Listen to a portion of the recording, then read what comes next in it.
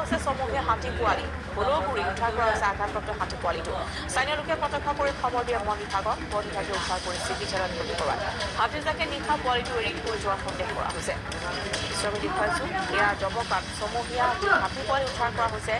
হেলৌগুৰিত উদ্ধাৰ কৰা হৈছে আঘাতপ্ৰাপ্ত হাতী পোৱালিটো স্থানীয় লোকে প্ৰত্যক্ষ কৰি খবৰ দিয়ে বন বিভাগে উদ্ধাৰ কৰি চিকিৎসালয়ত ভৰ্তি কৰোৱাই এই বনমান হাতী পোৱালিটো আৰু নিশাৰ ভাগত হাতীজাকে পোৱালিটো এৰি থৈ যোৱাৰ সন্দেহ কৰা হৈছে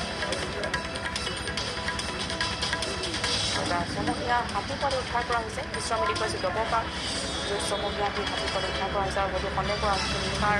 ভাগত জাকৰ পৰা বিচ্ছিন্ন হৈ পৰিছিল এই কণমানি হাতী পোৱালিটো হয়তো মাটিৰ পৰা বিচ্ছিন্ন হৈ এনেদৰে পৰি ৰৈছিল এটা কণমানি হাতী পোৱালি